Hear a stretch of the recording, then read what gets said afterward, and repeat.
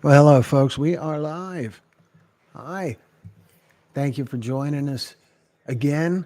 I hope that some of you, at least, were in on the premiere that just finished.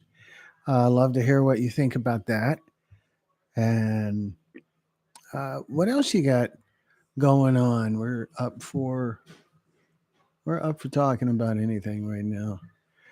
Last time I talked to you, I talked a little bit about hey, there's Safe Carnivore. All right, so is that a new name? Is that have we talked before, perhaps under another name? I'm just wondering.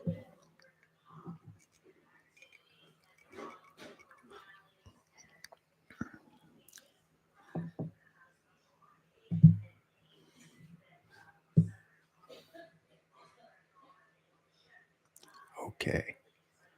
Okay. So, what did you guys think of the premiere? A little bit longer story, and uh, it's certainly an important story. Uh, I believe our storyteller is with us. Furry Lives, glad you're here. Yeah, things are good with me. We're going to be doing some work with Mothers Against Drunk Driving in the next few days, and that's going to be.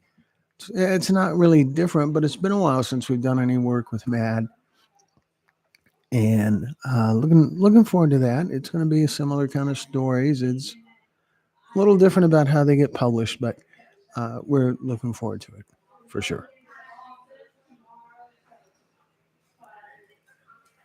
So, who else is here? Who else? Surely there's some familiar faces. Holly, are you here? Just found you yesterday. Brianna, Karen Jackson. Yeah, Karen Jackson is I believe it's our most viewed story. It's one of our oldest stories, but the oldest, uh, um, the amount of views that it has is beyond just being on our channel the longest.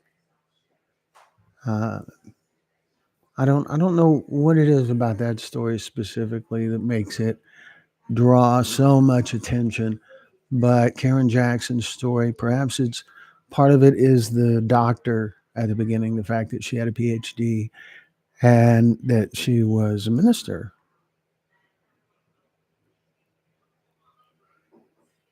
Michelle in Pensacola. Did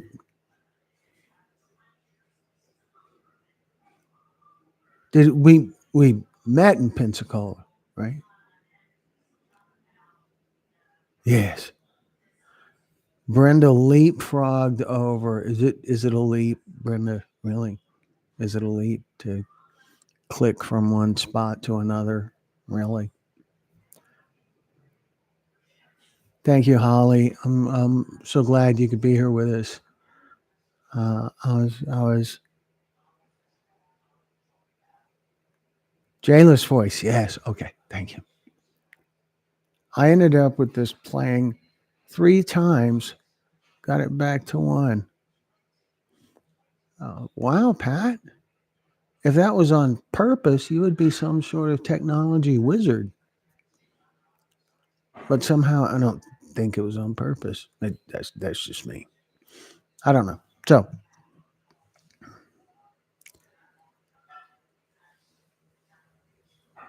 but seriously, thank you, Holly. I'm so glad that you were able to join us for the premiere. It's kind of interesting having viewers talking about what they're seeing while it plays for the first. It'll also be really interesting to see how it starts to accumulate more and more views as the story stays public longer. So I'm going to see where it is at right now.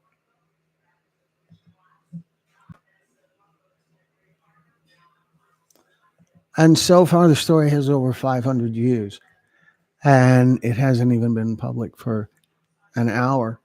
It's a 30-minute story, so that's pretty impressive. So very happily, I will actually be able to. help out. So.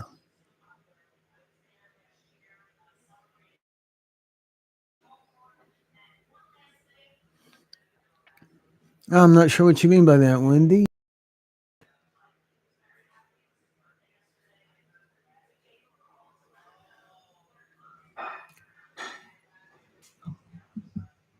I do appreciate all of you folks being here.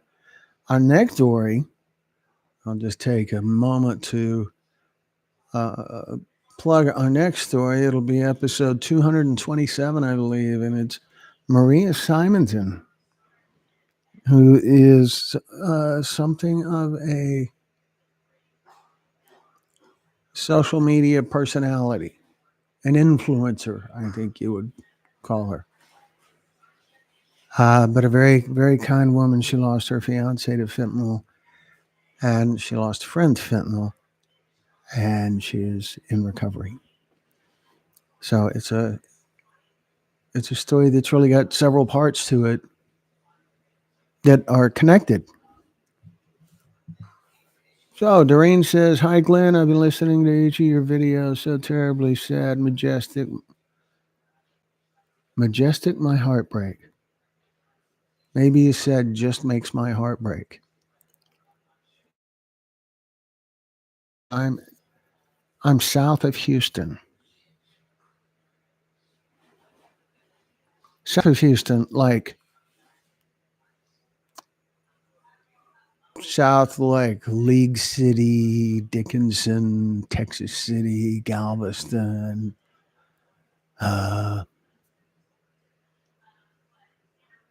Alvin, Pearland, Webster. Where are you at, Doreen? Close. Close. I that was a pretty broad. That was a pretty broad range of locations I named off there, but yeah, okay, close. All right, have we met, Doreen?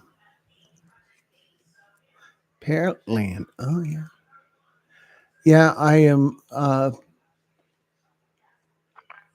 about 5 minutes from Pearland. We go to Floyd's a lot. We go to Gringos a lot. On 518 in between Pearland and Friendswood. Huh.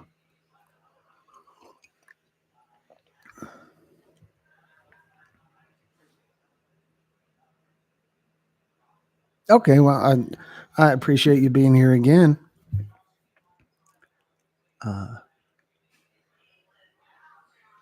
So, what other kind of questions do you guys have for us? Joaquin, Texas. Or I suppose I could say Joaquin, right? Joaquin, Texas, where is that? I don't know where that is. Ready to cheer for Houston Cougars tomorrow night? I guess. Yeah, okay, so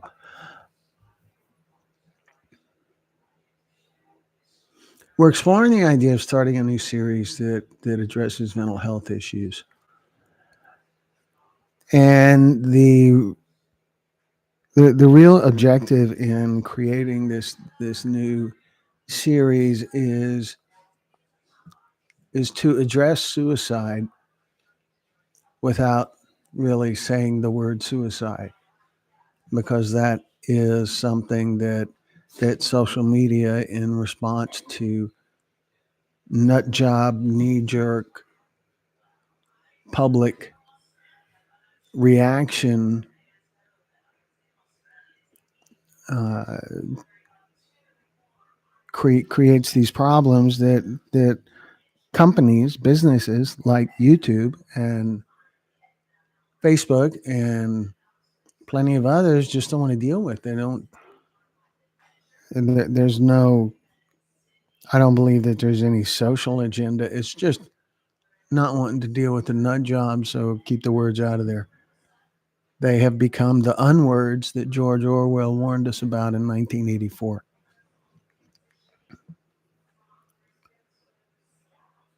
What was the homeless place you planning to do? Neo, we don't have it yet. We're talking with someone in Dallas about doing that sort of thing, but we're not there yet.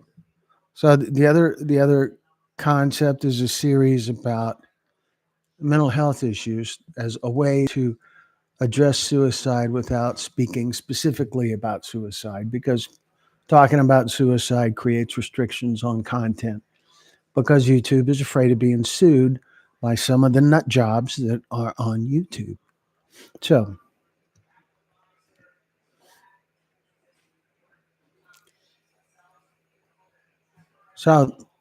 our thinking is that we'll call the series Reason to Live, and talk with mental health professionals, people who have been to the edge, things like that. So, yes, we don't have a homeless place, Neo. We are looking, we're talking to someone in Dallas. How do you keep from getting upset or cry when you interview parents or friends? Many times I start tearing up, if not crying. Well, gee, Doreen, I do, but but real the real redemption comes from I know how sharing the story is going to work out. I know that in the course of the interview, the storyteller gets to spend time just talking about their loved one. And when it's over, they've managed to do something that draws just a little bit of value from their terrible loss. And from that they feel better. And I had something to do with that. And I know that's coming. And so since I know that's coming, it's pretty easy for me to it, it's easier for me to hear the hard stories, because I know that there's something at the end that will help the storyteller feel better. And then when the story has been edited and it's made public on our channel, it happens again. When the comments, those supportive, wonderful comments that come from most of our viewers, when those start rolling in, the storyteller or storytellers, like in the case of the story that just premiered, they get to see their loved one's story do something for other people. And I know that's coming. So yeah, once in a while an interview will sort of get to me a little bit. But I know that reward is at the end. And when I'm more likely to cry is during the editing, when it's just me and the footage with nothing to worry about. When we're recording the interview, it's not just having a conversation. For the storyteller, it's just having a conversation. But for me, it's having a conversation, monitoring the audio levels, monitoring the exposure, monitoring the time, monitoring how the camera is performing, and things like that. So I kind of have some distractions that that help me out. So hello, Fly Girl. I appreciate you joining us. Always cool to see you here. And there's Brenda with her Rainbow Coalition of thumbs up, reminding everyone, clearly reminding everyone, regardless of race, to give us a thumbs up. And I appreciate that, Brenda. Where is Nux? Where is Nicole? I guess she's not here. I see the hearts flying. So, what other kind of questions does anyone have for us Or perhaps, if assuming the storyteller is still with us, uh, what kind of stories do you have? Or what kind of stories? I'm going to start that stories thing again. What kind of questions do any of you have that you'd like to ask? We're certainly happy to answer any questions.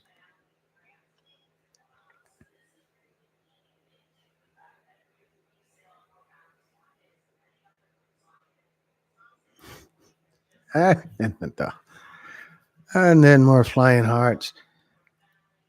So, what else can I tell you guys about? Okay, some of you already know about this, but we're going to be shooting stories in Denver in June. Sorry, hold on.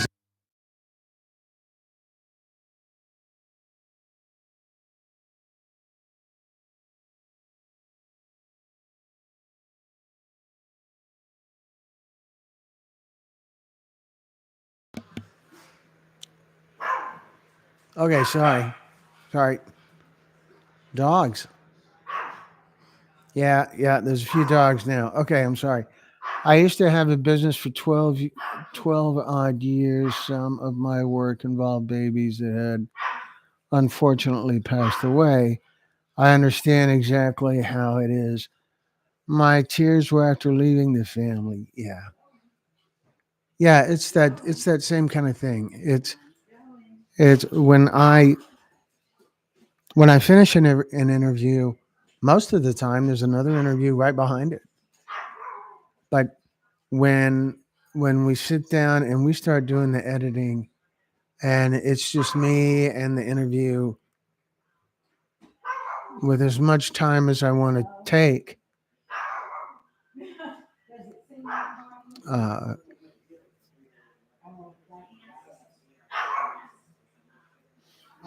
with as much time as I want to take. I don't know what to tell you guys about the dog.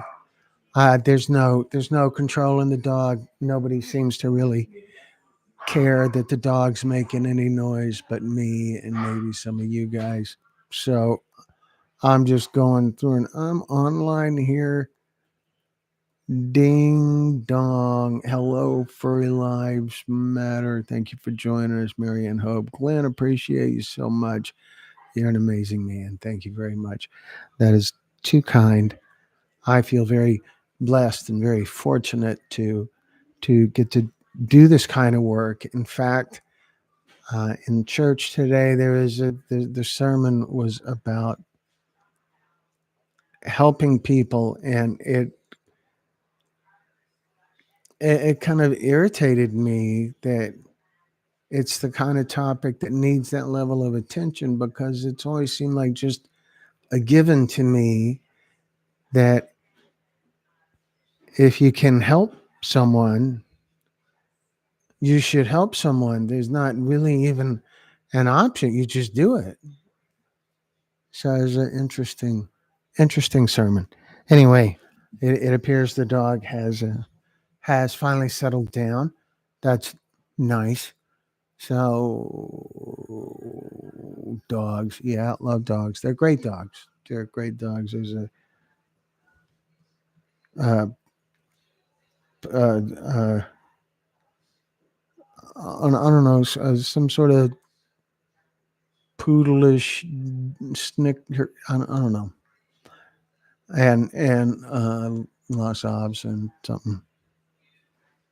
I don't know. V and D's are me MIA also.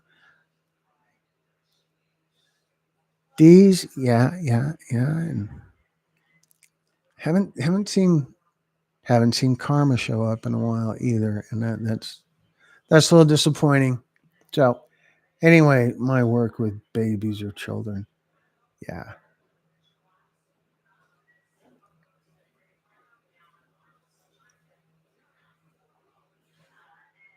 Thanks for sharing, Lauren.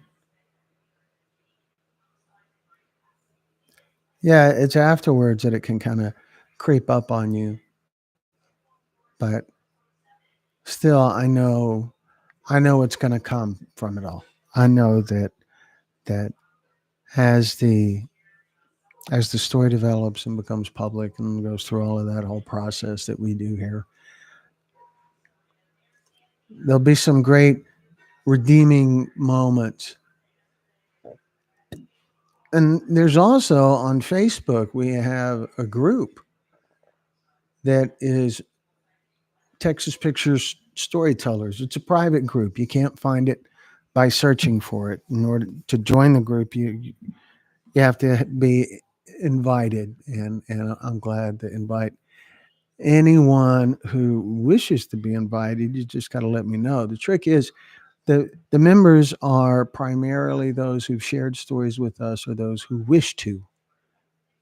And so when we get an inquiry from someone in Massachusetts or New York or Maine or wherever, we always encourage them to join the group so that when we have a storytelling event in their area, they'll find out about it first. We always announce uh, storytelling summits in the group. We always announce them there first so that members get first crack at signing up for a time to share a story.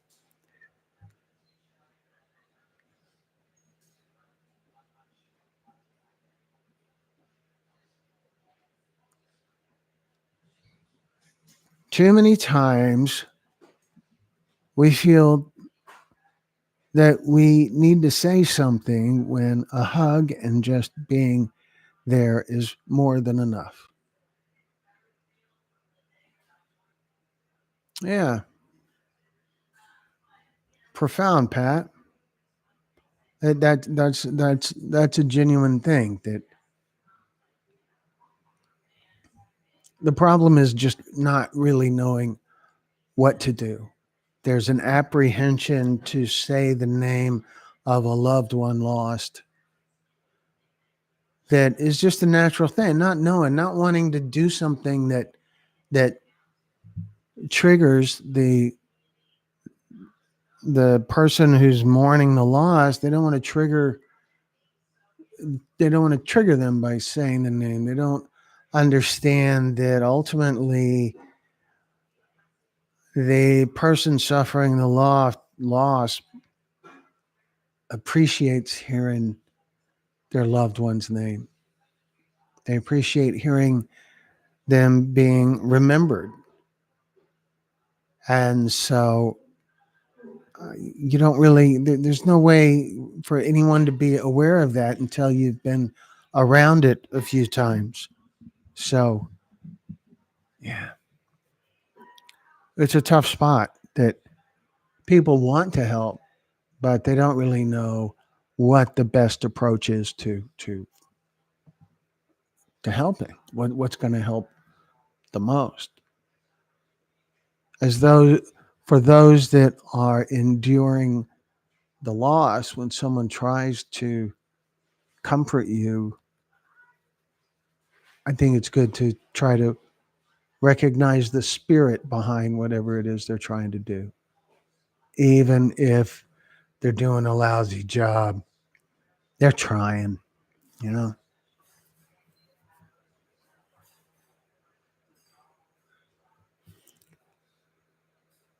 Yeah, a hug is a mighty powerful thing. At the end of most interviews, uh, the storyteller hugs me. Man, woman, doesn't matter.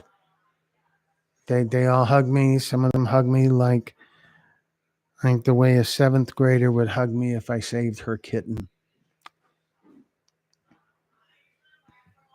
That's awesome. So anyway, so the mental health idea, we're thinking about a series that we could call Reason to Live that would really be about suicide without talking about suicide.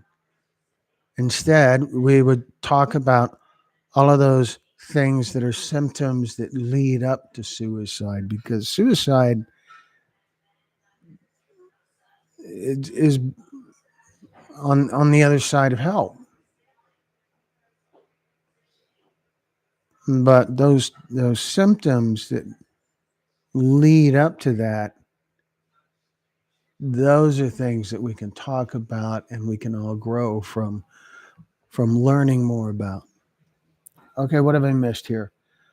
It's the same type of feelings if a parent of a loved one is in active addiction and is not at all in contact with the family's loved ones. Yeah, you don't put your foot in your mouth if you just don't say anything and give them a hug. You don't have to take that back later. Well, yeah, Pat. For some people, hugs are awkward. That whole touchy thing is awkward for some, not me, but for some people, it is definitely an awkward thing, and so they try to find a way to mimic a hug with words. I think.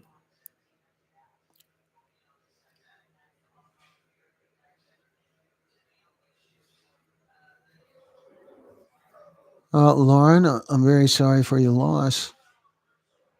That had to be really tough.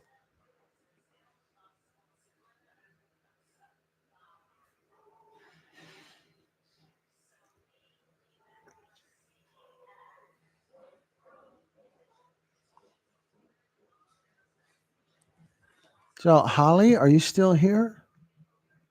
I thought I would check and see where Timothy's story is at. It's over 1,400 views now. That's pretty cool. Pretty awesome.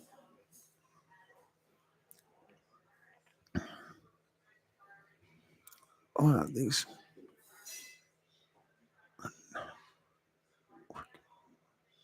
Hmm. All right. So very, very sorry, Lauren. That's going to be a traumatic thing to go through.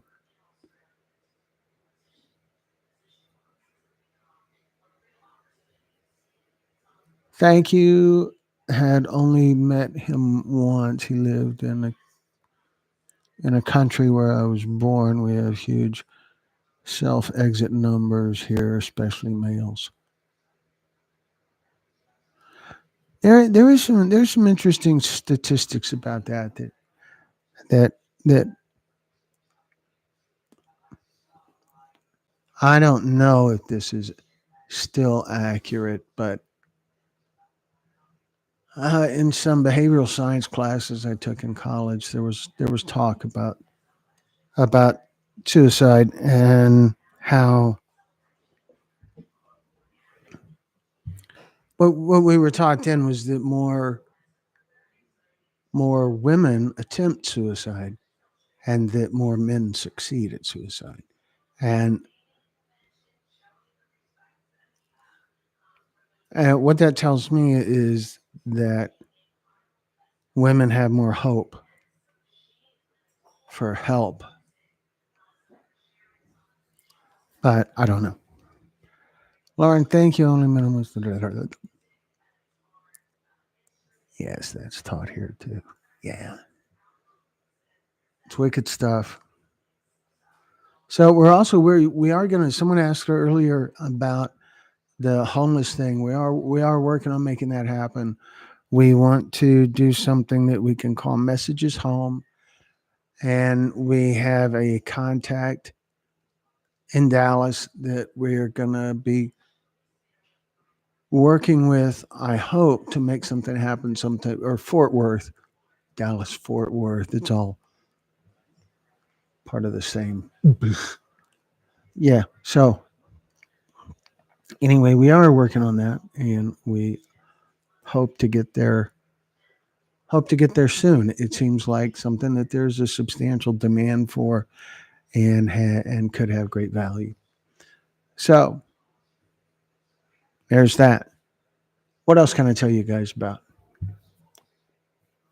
Not see. I'm just putting it back on you guys to help me come up with things to talk about, because I feel like I've covered everything that's pretty much the standard thing. I feel like there's a few new folks in the chat this time, and it would be great to hear from you guys and uh, learn more about what brought you here. If it was the fentanyl series, or remember, we also have an addiction recovery series. We have a series about human trafficking, and we have a series about law enforcement called American Peace Officer.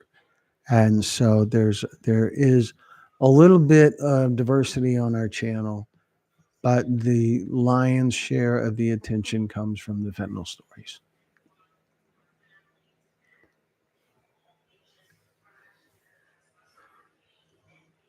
All right, folks. Okay, here's a cool thing. We've got 30 viewers right now. We have 21 thumbs up, which, oops, 21 thumbs up, which is substantially better than usual. That tells me that most of you guys have given the thumbs up thing, and I appreciate that.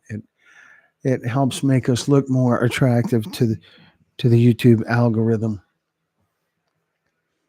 What else can I tell you, folks?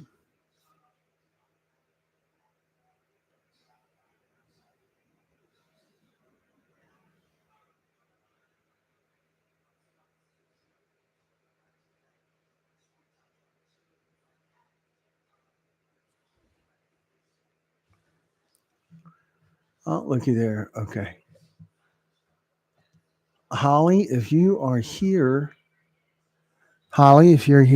there are 1,600 views on Timothy's story now. That is, I think that's good. That's good. That's substantial. It is the upper end of what our average is, which says a lot. And so, did I miss any questions? Have I missed any questions from anyone? If I have, we can certainly go back and address it again. So, please repeat them. If I missed any questions, just repeat it, and I will address it again. Yes, Holly, isn't it 1,627 right now, and the average, our average is 940 to 1,500, so 130 higher than average, higher than the high end of our average, and that's where it's at right now. So I think that's really that's really exciting, because it's telling. It says that people are looking at the story. And so I'm going to look at some of the comments. All of the comments are being held for this story, and so I can clear a few, and they will start showing up in the comment section, I believe. It's my brother's name. Okay.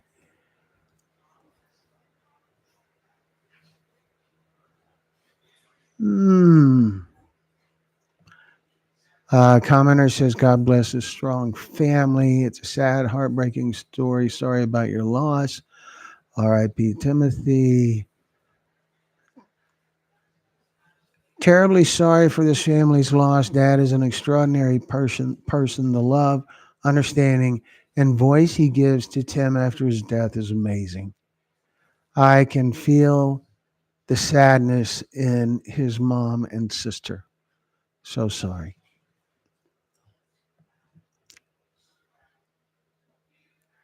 Be sure to like and subscribe. That's right, Doreen. I appreciate that. Doreen from Pearland. So sorry for the loss of your beautiful son.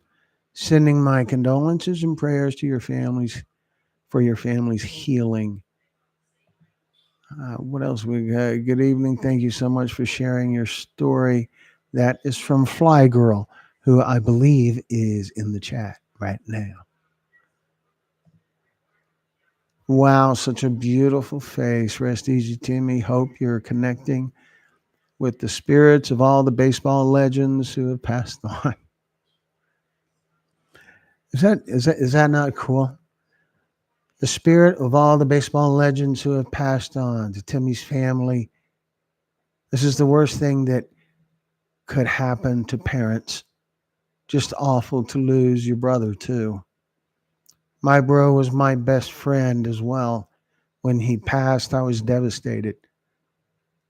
I just don't understand why something more substantial isn't being done about the fentanyl crisis.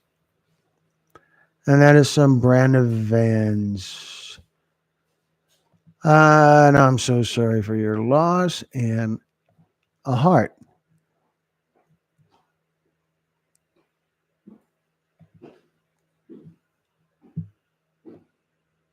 Uh, Back in the area.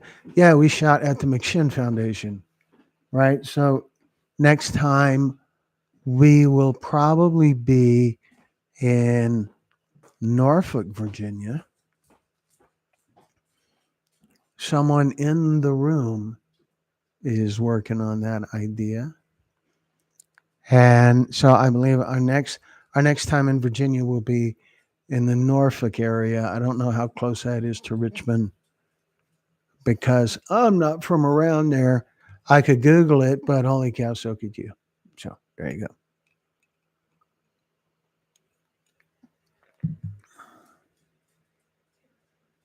Field of Dreams.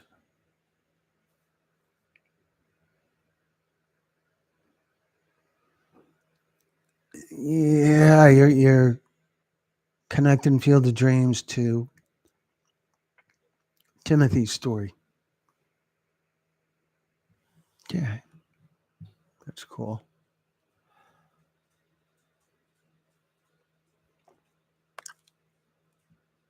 We're right near DC. Okay, well we're not for sure yet, but we're probably going to be attending the the the rally in DC, which I think this year is in September or October, and we're going to be we're going to be attending that and possibly doing something else uh, while we're there. Still kind of shaping up the ideas. That was his favorite movie. Shocker. Shocker. It is a baseball fan's kind of dream movie, I think. That's right, Pat. Pat saying Norfolk, and that is where we are going to wind up pretty soon. That not relatively soon. We're pretty easy as far as schedule goes. We're going to be in Denver in June to shoot stories about cannabis induced psychosis, as well as stories about fentanyl poisoning, human trafficking, addiction recovery, any of those things.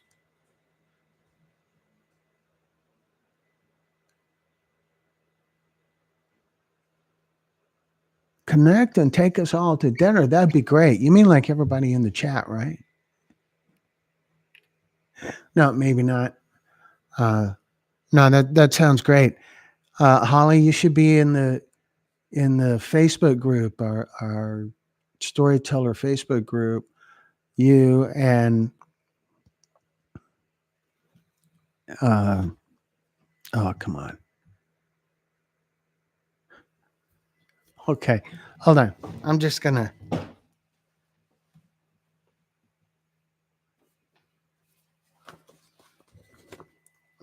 Okay, Holly, you and Charles and Brandy should all be part of the Facebook group. That are I always have jokes. Oh, so in other words, you're not going to invite the whole chat group. Yeah, okay, that's cool. That's cool. So yeah, but you guys should all be part of the group, part of the private Facebook group. That way, whenever we are in the area, when we're in DC or when we're somewhere in Virginia that's relatively close, you'll know it. Whenever we have an event, we announce it in the group first, and so that's how you guys stay connected and connected with each other as well. You read a commenter that said they hope he is connecting with all the baseball greats of the Passover. That's Field of Dreams. Yeah, yeah, I got that. I thought that was an awesome comment. Is it was powerful. It said that the viewer really watched the story and got it.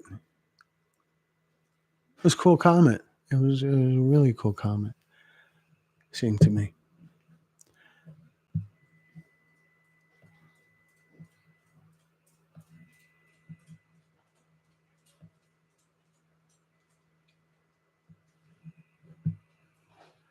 And so we'll see what other kind of comments we've got since then.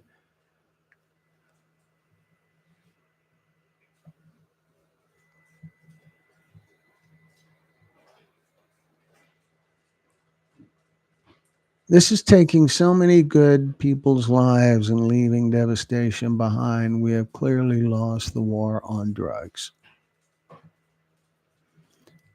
Yeah, the war on drugs. Okay, folks, we can talk about the war on drugs for a minute. I'm glad Charlie's happy with it. So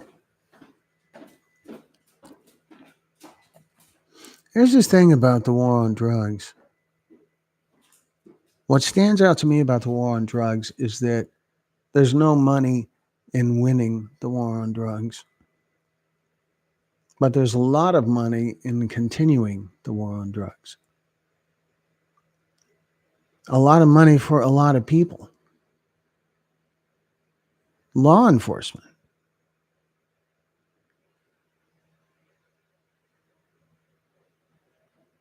Law enforcement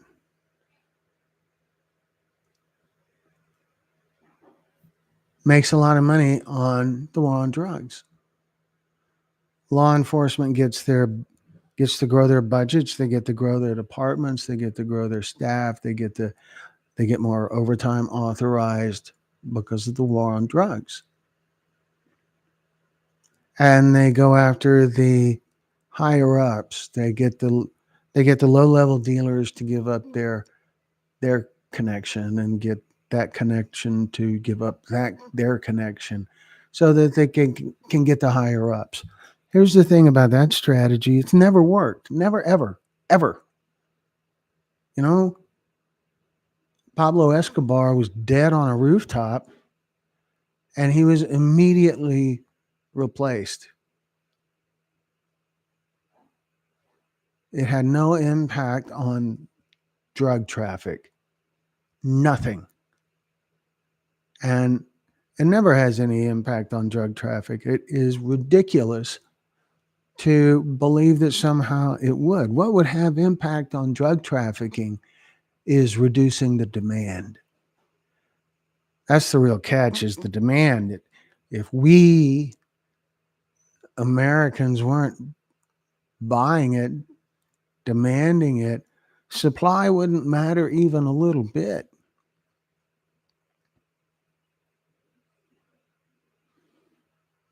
But there's money in fighting the war. There's no money in winning the war. So, holy cow, I kind of went off on everything, didn't I? I just kind of went off on a tangent and got all preachy sounding. No offense, Pat. So, but the war on drugs, am I missing something? Why would getting the kingpin, getting the higher ups, why would that matter? When has that ever worked? When it comes to organized crime, when has that ever worked? When federal authorities got Al Capone, did that bring an end to organized crime?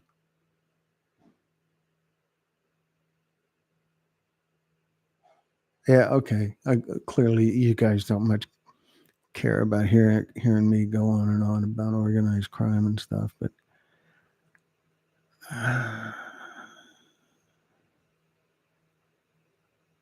to me, the big elephant in the room is the demand.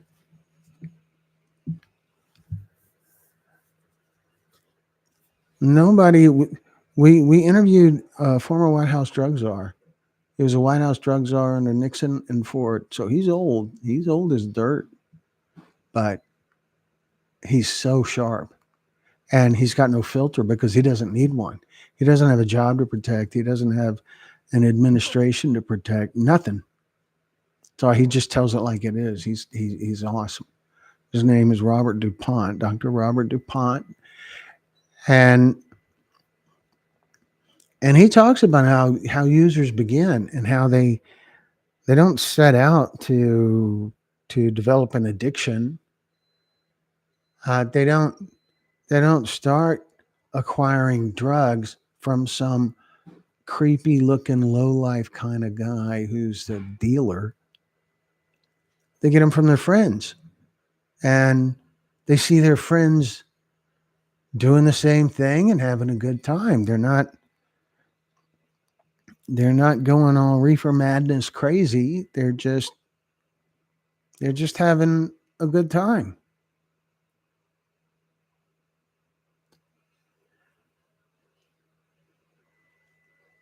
And it's fun until it isn't. It's fun until one day it goes from being, let's try that again for fun, to, I need to do that again just to feel normal. So, Ms. Miss McGav, unpopular opinion: legalize everything, then you can control the demand.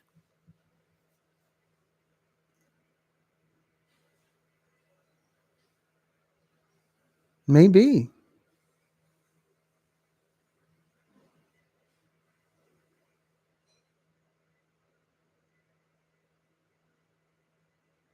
Timmy found a way to block out trauma. Yes, that for sure is that's a thing for a lot of our stories. Is that trauma that is where everything really begins.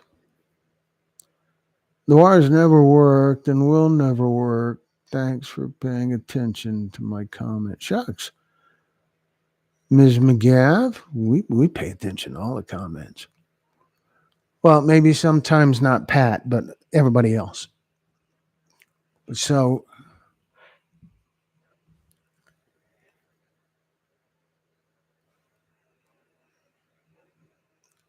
the war has never worked.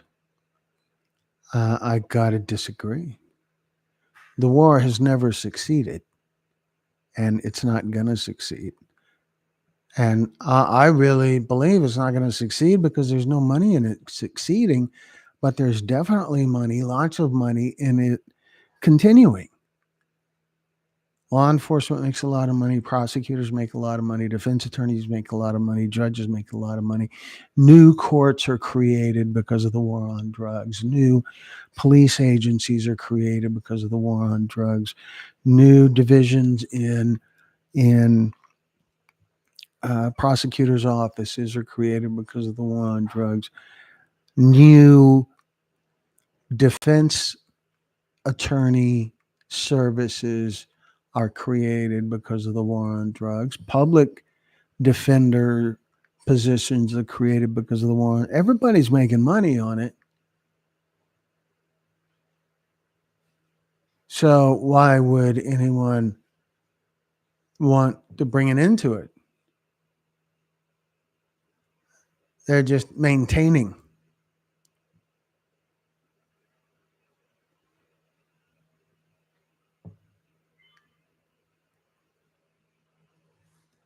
Legalize everything would only benefit only those who could afford higher prices due to regulations. Is that what's happening with marijuana?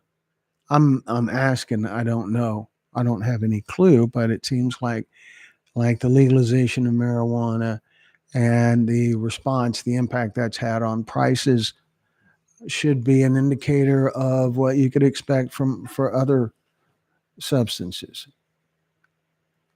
Not being disrespectful to you, Glenn, but just following your lead, asking seriously, how do we curb demand? Okay. Wow, you teed that one up for me, Pat. The way to curb demand. Netflix did not put Blockbuster out of business by going after the movie suppliers. Netflix put Blockbuster out of business by going after the demand, the customers. And Netflix went after the customers by offering them a better solution. So to curb the demand, we have to offer a better solution.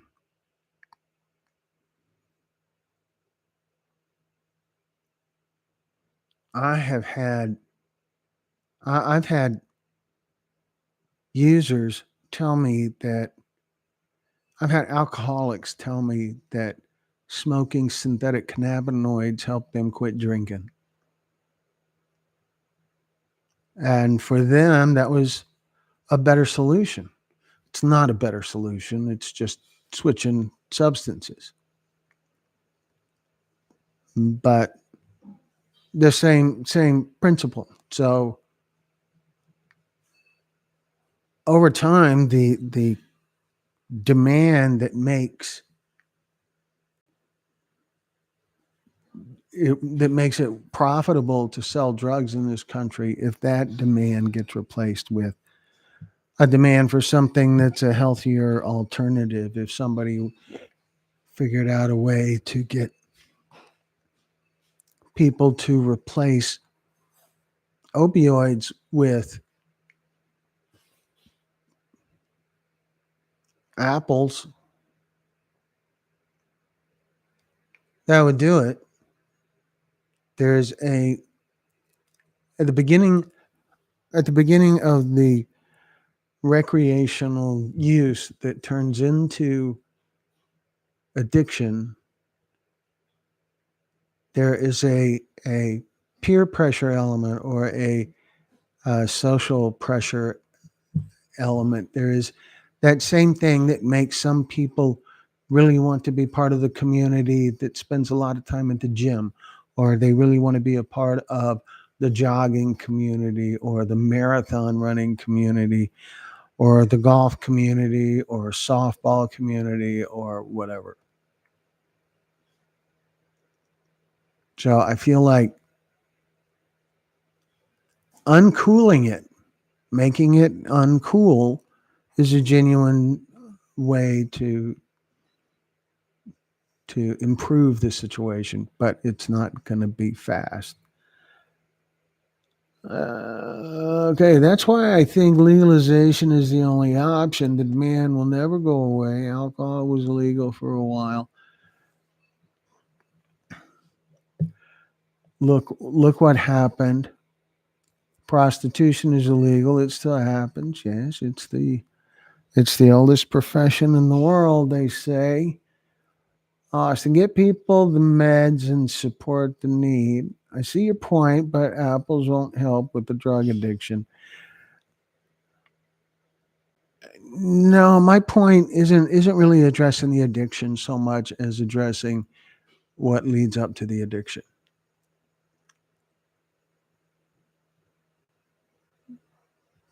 Preventing addiction from starting is much easier than reversing addiction.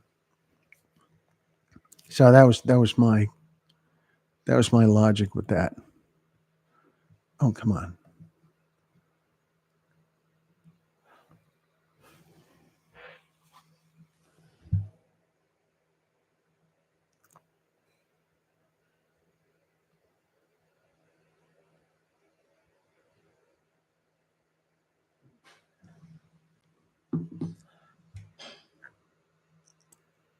I see your point. Yeah, well, thank you, Pat. But for weed, there is official distribution place. Yep, there is. Not in every state. There it doesn't happen in Texas. I'm sure in time it will. But with weed, there's this new thing going on that it's called cannabis-induced psychosis. That I've only recently started hearing about this, and we're going to be going to Colorado in June to explore this topic further. Uh, so, anyway, I think it's about time to wrap it up, folks. We've been at this for almost an hour, and so, but for weed is yeah. So, one thing about weed is that it is nowhere near the kind of weed that we grew up with. The weed that's out there now is far more potent, far stronger, genetically engineered. It is not. It's not what it was. If you're over 40 years old, it's not what you think it was. It's not what you remember it being. And it has evolved so much that whole somewhat ridiculous argument of, well, it's natural. It is totally out the window. It is not natural anymore. Growth hormones, pesticides, all of that stuff is happening on weed just like it happens on any other crop. So to call it natural is to use that as an argument is really pretty much same kind of thing as saying to someone you're an idiot. You're just telling someone you don't know, but I'm repeating what I've heard because it's not natural. It's genetically engineered to be more potent.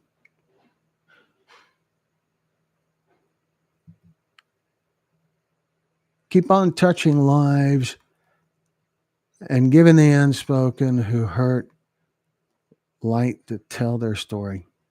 That is our plan.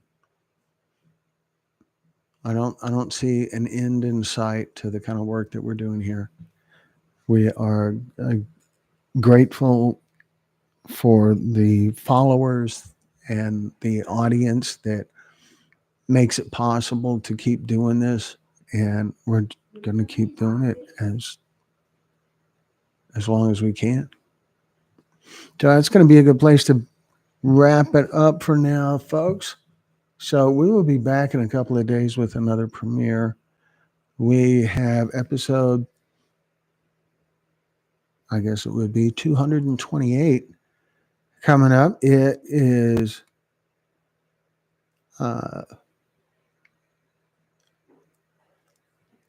it's another story from New Mexico, and we will have that ready in a couple of days. Weed leads to harder drugs,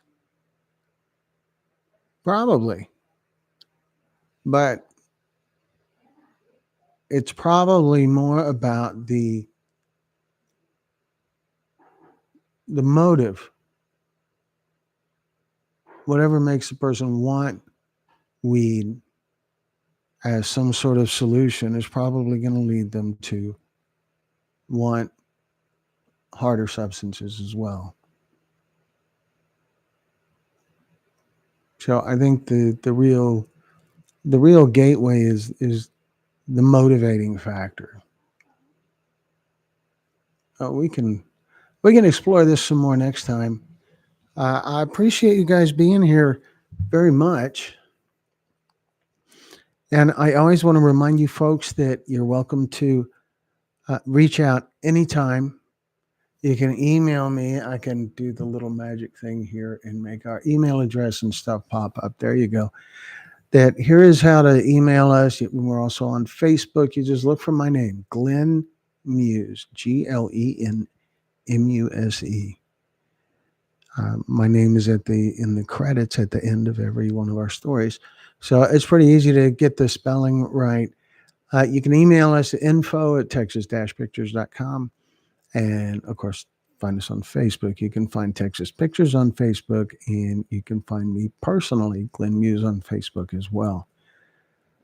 Vicky, dear Glenn, what do you mean there's no winners and no more drugs? The winners are that people will live. Uh, Gee, Vicky, let me just come back here for a minute and talk about that. There's what I said is that there's no money in winning the war on drugs, and the big players in the war on drugs are all their their income is dependent upon the war on drugs. So some of the motive is just the money thing.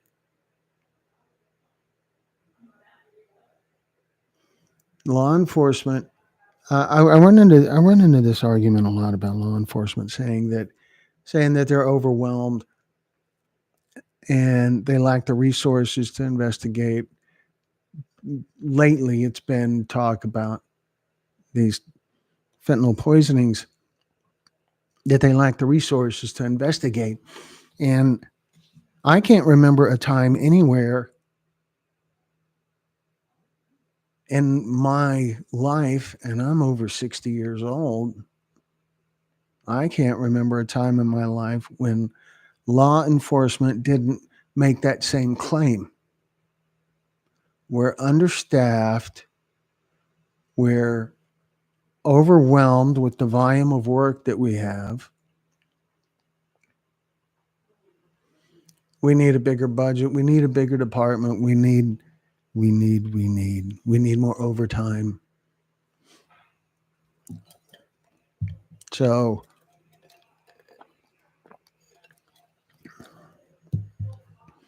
during the last 30 years, crime rates have dramatically gone down. Dramatically. I would love to share with you guys a link to show you. Maybe I'll have something like that ready for next time we go live. But just Google it. What are crime trends? What are report? We're talking about reported crime because that's all there is what's reported. Just like what has always been the case. So there's no money for a police department to come out and say, "Oh yeah, crime rates are down." There's no money in them saying that, but that is the fact. The measurable crime rates are about reported crime. That's all it could be measured. That's all that's ever been able to be measured. That's down. It has been declining steadily and dramatically for 30 years, despite what you hear in the news. So, anyway, I get off on another tangent. Holy cow. So, I am very grateful for you guys joining us. And I'll remind you one more time about how to reach us by email. It is right here at info@texas-pictures.com. And you can find us on Facebook as well. The easiest way to find any part of us on Facebook is really to find me, Glenn Muse, on Facebook, and then message me, and I will help you find whatever else that is within our domain that we can help you with. So thank you very much for joining us, folks. I'm very grateful for all of you. Feel free to email me anytime, and I will talk to you guys next time. Thank you.